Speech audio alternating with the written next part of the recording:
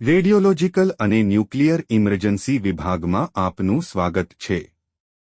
આ વિભાગના અંતે તમે નિમ્ન કરી શકશો। રેડિયોલોજીકલ અને ન્યુક્લિયર ઇમરજન્સીની પરિસ્થિતિઓને વ્યાખ્યાયિત કરી શકશો। રેડિયેશન અને તેના પ્રકારોની વિગતો આપી શકશો। વિવિધ વિસ્તારોમાં રેડિયેશનનો ઉપયોગ કેવી રીતે થાય છે તે ઓળખવામાં સક્ષમ હશો। રેડિયેશન એક્સપોઝર અને તેના પ્રકારો સમજાવવામાં સમર્થ હશો। મનુષ્યો પર રેડિયેશનના મોટા ડોઝની અસરો સમજાવી શકશો। રેડિયોલોજીકલ અને ન્યુક્લિયર ઇમરજન્સીની પરિસ્થિતિઓમાં શું કરવું અને શું ન કરવું તે સમજાવી અને રેડિયોલોજીકલ અને ન્યુક્લિયર ઇમરજન્સીની પરિસ્થિતિઓમાં સ્વયંસેવકોની ભૂમિકા સમજાવવા માટે સક્ષમ હશો। ચાલો રેડિયોલોજીકલ ઇમરજન્સી શું છે તે સમજવાથી શરૂ કરીએ।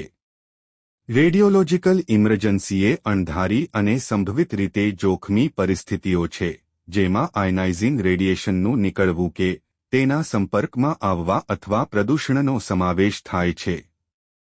જે રેડિયેશન બહાર આવે છે તે વિવિધ પ્રકારના હોઈ શકે છે જેમ કે આલ્ફા કણો, બીટા કણો, ન્યુટ્રોન, ગામા કિરણો અને એક્સ-રે કિરણો। અલગ અલગ સેટિંગ્સમાં રેડિયોલોજીકલ ઇમરજન્સીની સ્થિતિઓ થઈ શકે છે જેમાં ન્યુક્લિયર સુવિધાઓ, હોસ્પિટલો, ઉદ્યોગ, કૃષિ અને સંશોધન સંસ્થાઓ સામેલ છે। રેડિયોલોજીકલ ઇમરજન્સી ત્યારે આવી શકે છે જ્યારે રેડિયોએક્ટિવ અથવા ન્યુક્લિયર સામગ્રીઓનું પરિવહન કરવામાં આવે છે। રેડિયોલોજીકલ ઇમરજન્સી સ્થિતિઓ કર્મચારીઓ, જાહેર જનતા અને પર્યાવરણની સલામતી અને આરોગ્યને જોખમમાં મૂકી શકે છે। આ સંદર્ભે તાત્કાલિક પ્રતિસાદ આપવો જોઈએ અને નિયંત્રણના પગલાં પણ જારી કરવા જોઈએ જેથી તેની અસર ઓછી થઈ શકે અને નુકસાન અટકાવી શકાય। આવો રેડિયોલોજીકલ ઇમરજન્સીની પરિસ્થિતિઓ વિશે વધુ જાણીએ। એક ન્યુક્લિયર ઇમરજન્સી ત્યારે થાય છે જ્યારે સંભવિત જોખમી રેડિયોએક્ટિવ સામગ્રી જાણી જોઈને છોડવામાં આવે છે અથવા કોઈ અકસ્માત થાય છે। રેડિયોએક્ટિવ સામગ્રીમાંથી આ રેડિયેશનની સાથે સંપર્કથી સ્વાસ્થ્ય માટે જોખમો પેદા કરી શકે છે। હિરોશિમા અને નાગાસાકી પરના ઘાતક અણુશસ્ત્રોના હુમલાની યાદો આપણા મગજમાં તાજી છે। અને જેમ આપણે યુએસએમાં 3 માઇલ આઇલેન્ડમાં રિએક્ટર દુર્ઘટનાઓ વિશે સાંભળ્યું છે અને જાપાનમાં યુએસએસઆર અને ફુકુશીમા દાઇચી ન્યુક્લિયર પાવર પ્લાન્ટમાં અકસ્માતો વિશે સાંભળ્યું છે, તેમાં ખરેખર એ બતાવ્યું છે કે લોકો ન્યુક્લિયર ઇમરજન્સી વિશે શું વિચારે છે। આ ઘટનાઓને ભૂલવી મુશ્કેલ છે। ઘણા લોકો ન્યુક્લિયર ઇમરજન્સીને ફક્ત આ ઐતિહાસિક ઘટનાઓ સાથે સાંકળે છે। જો કે તે મહત્વનું છે કે આપણે નાના પાયે ન્યુક્લિયર અને રેડિયોલોજીકલ ઇમરજન્સી માટે પણ તૈયાર રહીએ। રેડિયેશન એટલે ગતિમાં રહેલી ઉર્જા। રેડિયેશનનું સૌથી સરળ અને સૌથી પ્રખ્યાત ઉદાહરણ પ્રકાશ છે જે કાં તો સૂર્યમાંથી અથવા આગ લાગેલ વસ્તુમાંથી આવે છે। આપણે બધા જાણીએ છીએ કે જ્યારે આ પ્રકાશની તીવ્રતા વધુ હોય છે, ઉદાહરણ તરીકે ઉનાળાની ઋતુમાં તે નુકસાન પહોંચાડી શકે છે। જ્યારે તે ચોક્કસ મર્યાદાથી નીચે હોય ત્યારે તે આરામદાયક અને હાનિકારક હોતી નથી। પરંતુ શિયાળા દરમિયાન આપણે પોતાને ગરમ રાખવા માટે આગનો ઉપયોગ કરીએ છીએ જે તેના રેડિયેશનમાંથી આવે છે। કારણ કે સૂર્યપ્રકાશ અથવા રેડિયેશનની તીવ્રતા ઓછી થાય છે। તેથી રેડિયેશન એક દવાની જેમ છે, જો યોગ્ય માત્રામાં લેવામાં આવે તો તે લાભ આપે છે, જ્યારે વધુ પડતું લેવાથી મૃત્યુ પણ થઈ શકે છે। રેડિયેશન કાં તો આયોનાઇઝિંગ અથવા બિન આયોનાઇઝિંગ હોઈ શકે છે। વધુ જાણવા માટે દરેક પ્રકાર પર ક્લિક કરો। આયોનાઇઝિંગ રેડિયેશન એ રેડિયેશન છે કે જે પરમાણુમાંથી ઇલેક્ટ્રોનને બહાર કાઢવા માટે પૂરતી ઉર્જા ધરાવે છે। અણુને આયનીકરણ કરવા માટે જેમ કે આલ્ફા કણો, બીટા કણો, ન્યુટ્રોન, ગામા કિરણો અને એક્સ-રે કિરણો। બિન આયનાઇઝિંગ રેડિયેશન એ રેડિયેશન છે જેમાં પરમાણુમાંથી ઇલેક્ટ્રોનને દૂર કરવા માટે પૂરતી ઉર્જા હોતી નથી। ઉદાહરણ તરીકે પાવર લાઇન્સ, રેડિયો અને ટીવી તરંગો, સેલ ફોન, માઇક્રોવેવ્સ, ઇન્ફ્રારેડ ઉપકરણો, દૃશ્યમાન પ્રકાશ વગેરેમાંથી રેડિયેશન.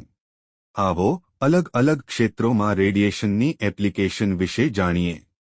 રેડિયેશનનો ઉપયોગ વિવિધ વિસ્તારોમાં થાય છે. ઉદાહરણ માટે રેડિયેશનનો ઉપયોગ નિદાન અને સારવાર માટે થાય છે. ઔદ્યોગિક ક્ષેત્રમાં ફૂડ પ્રોસેસિંગ, રેડિયોગ્રાફી, ગેજ અને માપન માટે રેડિયેશનનો ઉપયોગ થાય છે. શોધના ક્ષેત્રમાં રેડિયેટિંગ નમૂનાઓ, માપાંકન સ્ત્રોતો અને ટ્રેસર શોધવા માટે રેડિયેશનનો ઉપયોગ થાય છે. વધુમાં કૃષિ ક્ષેત્રમાં રેડિયેશનનો ઉપયોગ ટ્રેસર અભ્યાસ માટે થાય છે. આગળ ચાલો રેડિયેશનના સંપર્કના માધ્યમો વિશે જાણીએ.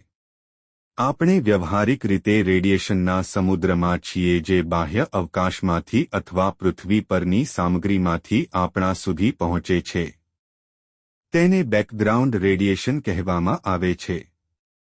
પૃષ્ઠભૂમિ કે બેકગ્રાઉન્ડ રેડિયેશનનો મતલબ છે વાતાવરણમાં પ્રાકૃતિક સ્ત્રોતોથી નિર્માણ પામેલ આયોનાઇઝિંગ રેડિયેશનના ઓછા સ્તરોથી માણસોનો નિરંતર સંપર્ક. બેકગ્રાઉન્ડ રેડિયેશનમાં શામેલ છે બાહ્ય અવકાશમાંથી કાસ્મિક કિરણો, પૃથ્વીની સામગ્રીમાંથી ટેરેસ્ટેરિયલ ગામા કિરણો, માટી બાંધકામ સામગ્રી અને અન્ય વાતાવરણમાં રેડિયોએક્ટિવ સામગ્રી. રેડિયેશન એ રોજિંદા જીવનનો એક ભાગ છે અને કુદરતી બેકગ્રાઉન્ડ રેડિયેશનનો વાર્ષિક જોખમ દર વર્ષે લગભગ 2.4 મિલિસિવર્ટ છે. એ નોંધવું અગત્યનું છે કે બેકગ્રાઉન્ડ રેડિયેશન પ્રમાણમાં ઓછું હોય છે અને તે રેડિયેશનનું બેઝલાઇન સ્તર બને છે જેનો લોકોને નિયમિત રૂપથી સામનો કરવો પડી શકે છે. રેડિયેશન એક્સપોઝર એ એવી પરિસ્થિતિ છે જ્યાં શરીર રેડિયેશનના સંપર્કમાં આવે છે. બે પ્રકારના રેડિયેશન એક્સપોઝર હોય છે જેમ કે આંતરિક એક્સપોઝર અને બાહ્ય એક્સપોઝર.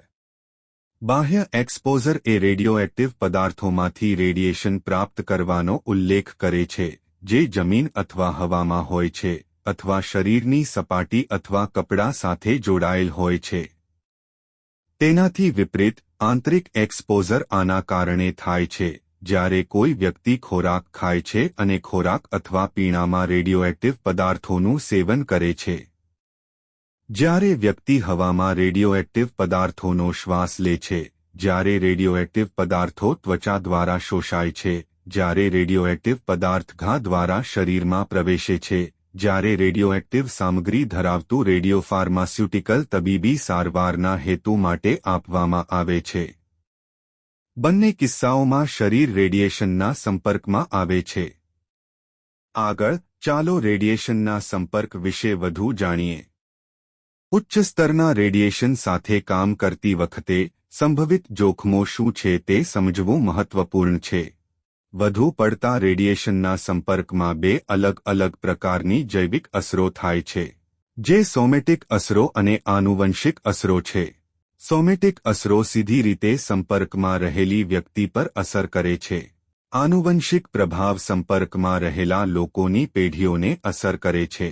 ચાલો રેડિયેશનના કુદરતી સ્ત્રોતોમાંથી અસરકારક ડોઝનું વાર્ષિક સરેરાશ મૂલ્ય જોઈએ. કોસ્મિક કિરણો, ટેરેસ્ટેરિયલ ગામા કિરણો, આંતરિક રેડિયેશન અને રેડોન અને તેના ક્ષય ઉત્પાદનો જેવા તત્વોમાંથી રેડિયેશન એક્સપોઝરની માત્રાનું પ્રતિનિધિત્વ કરે છે. આ કુદરતી સ્ત્રોતોમાંથી સામાન્ય વાર્ષિક અસરકારક માત્રા પ્રતિ વર્ષ 2.4 મિલિસિવર્ટ થાય છે. આગળ ચાલો આજે રેડિયોલોજિકલ અને ન્યુક્લિયર ઘટનાઓની અસર વિશે જાણીએ. આજે રેડિયોલોજિકલ અને પરમાણુ ઘટનાઓની અસર પહેલાની સરખામણીએ વધુ મહત્વપૂર્ણ થઈ શકે છે. આવું એટલા માટે છે કેમ કે આપણી જનસંખ્યા વધી ગઈ છે અને આર્થિક પ્રગતિના કારણે આપણી પાસે વધુ અદ્યતન શહેરી મૂળભૂત માળખાં છે. જો કે વધુ સારા મૂળભૂત માળખાં ખરેખર ઇમરજન્સીની પરિસ્થિતિઓના દરમિયાન આપણી મદદ કરી શકે છે. તે સંચાર, પરિવહન અને સારવાર મદ્દમાં સુધારણા કરે છે, જેના કારણે આપણે વધુ સારું કાર્ય કરવામાં તૈયાર થઈ શકીએ છીએ. આગળ આવો પરમાણુ અને રેડિયોલોજિકલ ઇમરજન્સીની પરિસ્થિતિઓ માટે તૈયારીઓ વિશે જાણીએ. પરમાણુ ઇમરજન્સીની પરિસ્થિતિના નિવારણ માટે પરમાણુ સુવિધાના વિવિધ સેવા જૂથોના વચ્ચે સંકલનની જરૂર હોય છે. જાહેર વિસ્તારમાં સંભવિત રેડિયોલોજીકલ પરિણામોની પરિસ્થિતિમાં 3 સ્તરો એટલે કે જિલ્લા, રાજ્ય અને કેન્દ્રના બધા અધિકારી મહત્વપૂર્ણ ભૂમિકા ભજવશે અને અસરકારક રીતથી જવાબ આપવા માટે અને જાહેર જનતાને માહિતી આપવા માટે ઓફસાઇટ અધિકારીઓની મદદ કરશે. સાવચેતી માટે લેવાના કેટલાક પગલાં. આગળ આવો આમાંથી કેટલાક સાવચેતીના પગલાં વિશે જાણીએ. રેડિયોલોજીકલ અને પરમાણુ ઇમરજન્સીના દરમિયાન તમારે નીચે મુજબના કાર્ય કરવા. ઘરની અંદર જાઓ અને અંદર જ રહો. રેડિયેશનના સંપર્કથી બચવા માટે દરવાજા અને બારીઓ બંધ કરી દો. બધા ખોરાક અને પાણીને ઢાંકીને રાખો અને માત્ર ઢાંકેલી વસ્તુઓનું જ સેવન કરો. રેડિયો અથવા ટેલિવિઝન ચાલુ રાખો અને આપણા સ્થાનીય અધિકારીઓ દ્વારા અપાતી જાહેરાતો પર ધ્યાન આપો. ખુલ્લા વિસ્તારમાં તમારા ચહેરા અને શરીરને ભીના રૂમાલ, ટુવાલ, ધોતી અથવા સાડીથી ઢાંકો. ઘરે પહોંચો તો કપડાં બદલો કે ઉતારો. બરાબરના ધોઈ લો અને બીજા કપડાં પહેરો. સ્થાનિક અધિકારીઓને પૂર્ણ સહયોગ આપો અને તેમની સૂચનાઓનો પૂર્ણ પ્રકારથી અનુપાલન કરો.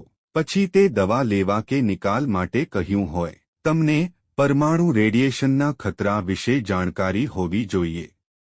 બાળકો અને કુટુંબના સભ્યોની વચ્ચે પરમાણુ રેડિયેશન સુરક્ષાના વિશે ચર્ચા કરો, જેથી તેમના રેડિયેશનના ભયને ઓછો કરી શકાય. ગભરાશો નહીં. એક વ્યક્તિથી અન્ય વ્યક્તિ સુધી મૌખિક પ્રસારિત અફવાઓ પર વિશ્વાસ ના કરો. રેડિયેશનના સંપર્કથી બચવા માટે બહાર ના જાઓ કે બહાર ના રહો. જ્યાં સુધી શક્ય હોય ખુલ્લા કૂવાઓ, તળાવોના પાણી, ખુલ્લા પાક અને શાકભાજી, બહારથી ખોરાક, પાણી અથવા દૂધથી દૂર રહો. જિલ્લા અથવા નાગરિક સુરક્ષા અધિકારીઓના કોઈ પણ સૂચનાની અવગણના ના કરવી, જે તમારા કુટુંબ અને તમારી મિલકતની સુરક્ષા કરવાનો પૂરો પ્રયત્ન કરશે. આવો પરમાણુ ઉર્જા વિભાગની પહેલ પર નજર દોડાવીએ. પરમાણુ ઉર્જા વિભાગ અને તેમના ઘટક સ્થાપના અણુ વિજ્ઞાન, ટેકનોલોજી અને નવીનતાથી આગળ વધારવામાં મહત્વપૂર્ણ ભૂમિકા ભજવે છે. પરમાણુ ઉર્જા વિભાગ પરમાણુ વિજ્ઞાન અને ટેકનોલોજીથી જોડાયેલી પ્રવૃત્તિઓ સમગ્ર સ્પેક્ટ્રમ માટે જવાબદાર છે, જેમાં વીજળી ઉત્પાદન, સંશોધન, વિકાસ, સલામતી, સુરક્ષા, સલામતી ઉકેલ, પર્યાવરણ સંરક્ષણ, આંતરરાષ્ટ્રીય સહયોગ અને સામાજિક અરજી સામેલ છે.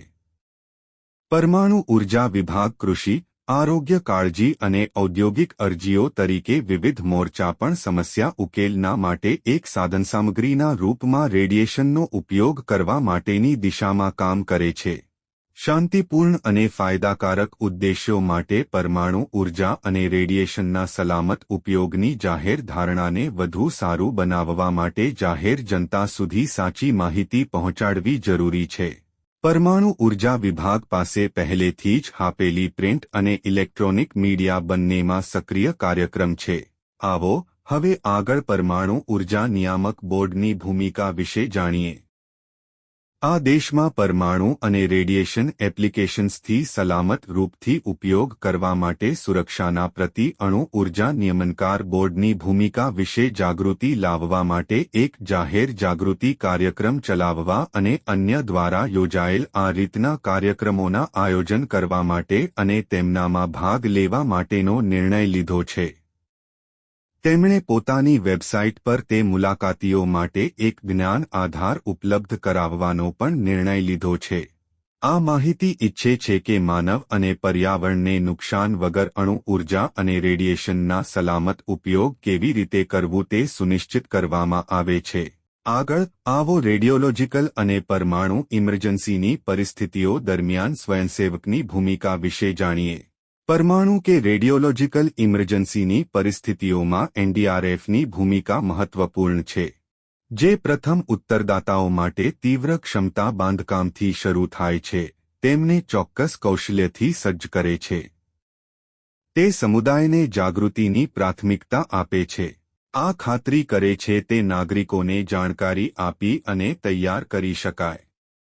સંયુક્ત મોક અભ્યાસ પ્રેક્ટિસ આયોજિત કરવાથી વધુ અસરકારક પ્રતિસાદ માટે હિતેચ્છુઓ વચ્ચે સમન્વય વધે છે. જ્યારે ઓફસાઇટ ઇમરજન્સીની પરિસ્થિતિ તરત જ કાર્યવાહીની માંગ કરે છે, ત્યારે એનડીઆરએફ સુરક્ષા પૂરી પાડવાની સાથે સાથે જનતાને સારી રીતે ખસેડવામાં મદદ કરે છે. એનડીઆરએફની કુશળતા ઘટના પછીના પગલાં સુધી વિસ્તરેલી છે. રેડિયેશનને રોકવા માટે અસરગ્રસ્ત વ્યક્તિઓ અને વિસ્તારોના મહત્વપૂર્ણ ઋણમુક્તિના સંચાલન કરવા સુધી ફેલાયેલી છે. અનપેક્ષિત પરિસ્થિતિઓમાં પરમાણુ ઉર્જા વિભાગ અને ડીઆરડીઓના નિષ્ણાતના સહયોગથી ઝડપી અને વ્યાપક પ્રતિસાદ, સંસાધનો અને કુશળતાથી એકત્રિત કરવા માટે શક્ય બની શકે છે. તે સામૂહિક પ્રયાસ જાહેર સુરક્ષા માટે પરમાણુ અને રેડિયોલોજીકલ કટોકટી પરિસ્થિતિઓની અસરને ઓછી કરવા માટે એનડીઆરએફ મહત્વપૂર્ણ ભૂમિકા દર્શાવેલ છે. રેડિયોલોજીકલ અને પરમાણુ ઇમરજન્સી પરિસ્થિતિઓ દરમિયાન સ્વયંસેવક ઘણા પ્રકારની મદદ કરી શકે છે. સ્વયંસેવક લોકો સુધી ચેતવણી ફેલાવવામાં મદદ કરી શકે છે. તેઓ લોકોને સલામત જગ્યા પર પહોંચાડવામાં મદદ કરી શકે છે. સ્વયંસેવક સાચી પ્રક્રિયાઓ અને પીડિતોની સુરક્ષા માટે અધિકારીઓની સાથે સહયોગ કરી શકે છે. સ્વયંસેવકોએ ખૂબ ચેતવણીથી રહેવું અને કોઈપણ અસામાન્ય અને શંકાસ્પદ વસ્તુ અથવા ક્રિયા પર ધ્યાન આપવાની જરૂર છે. તેના ઉપરાંત તે અધિકારીઓના ધ્યાનમાં લાવવું. સ્વયંસેવક સમુદાયમાં દૂષિત ખોરાક, જમીન અથવા પાણી, વાયુ સંક્રમણના નિકટતાના વિશે જાગૃતિ ફેલાવી શકે છે. આ સાથે આપણે મોડ્યુલના અંત સુધીમાં આવી ગયા છે. આવો મોડ્યુલમાં ચર્ચા કરી ગયેલા મુખ્ય મુદ્દાઓને યાદ કરીએ.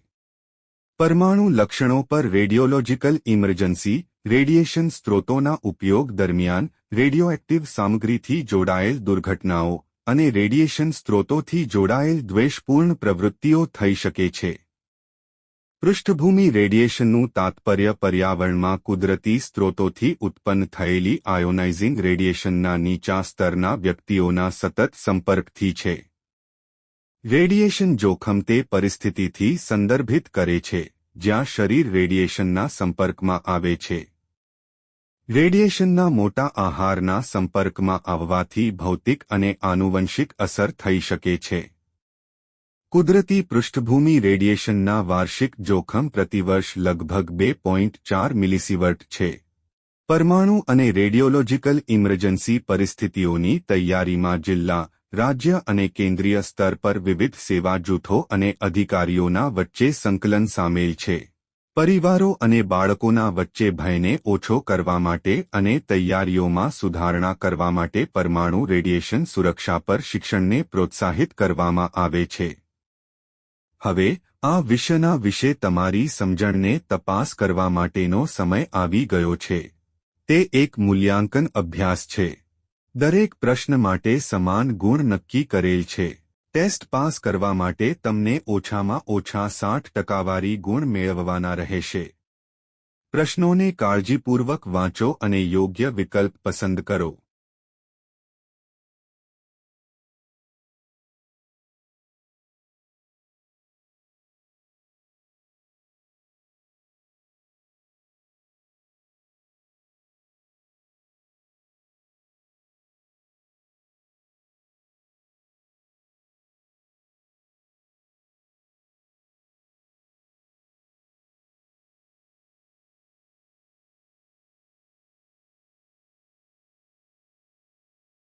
અભિનંદન! તમે રેડિયો રેડિયેશન અને ન્યુક્લિયર એમરજન્સી મોડ્યુલ સફળતાપૂર્વક પૂર્ણ કર્યું છે. તમે પાછા જઈ શકો છો અને એવી કોઈ પણ વસ્તુ અંગે તપાસ કરી શકો છો જેના વિષયમાં તમે અનિશ્ચિત છો.